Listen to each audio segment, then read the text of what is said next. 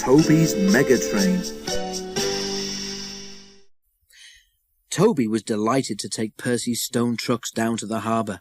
He thought it a wonderful treat. Percy could not understand why. "It's only a harbour," he said. "Nothing special." "I like it," said Toby. "It reminds me of the old days. I worked at a harbour on the other railway. I told you, remember?" Because Toby had only a small water tank, he always had to refill it at the station by the river.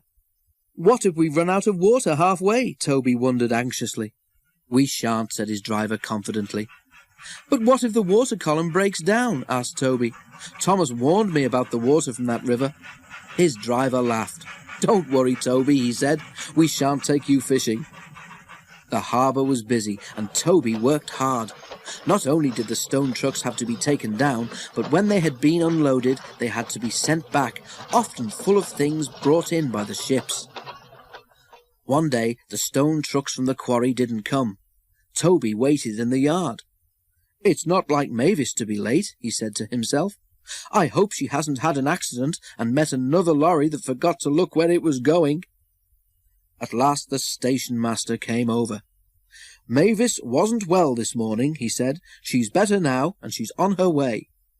And indeed, it was not long before, with a cheerful toot, Mavis rumbled into the yard. Toby wasted no time in setting off himself. At the harbour, Toby found so many trucks waiting to go back that there was hardly room for what he had brought. "Phew," whistled the driver. 48 trucks, and not all empty either. Some Megatrain. 2 journeys, really, but we haven't time today. We could leave some and make 2 trips tomorrow." "Can't we take them all now?" asked Toby. The guard scratched his head, and Toby's crew looked doubtful. "We shall be all right," urged Toby. And so they agreed. But Toby had forgotten his small water tank. He had also forgotten that the journey was all uphill. He had to work hard and use so much steam that by the time they reached the station by the river, he had very little water left. His fireman put in the water pipe and turned the tap. Nothing happened. "Oh dear," groaned Toby. "Now what?" "You could make it on your own," said his driver, "but not pulling this load." Then he winked at the fireman.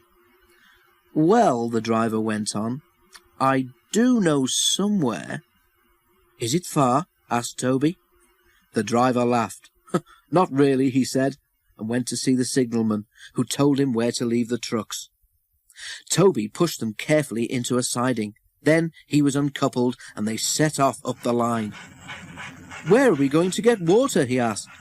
"You'll see," smiled his driver, and stopped Toby right in the middle of the river bridge. "Now," said the driver, "where's my bucket?" "Ugh," protested Toby, "you promised." His driver and fireman laughed heartily. "We're only pulling your wheels, Toby," they said at last. "We'll go to the top station for water, then come back for the trucks." When Toby told Percy what had happened, Percy wanted to help, but his driver reminded him that he had a train of his own to run in a few minutes. "Don't worry," said Toby. "I'll follow you down and have those trucks back up here in a jiffy." And he did too.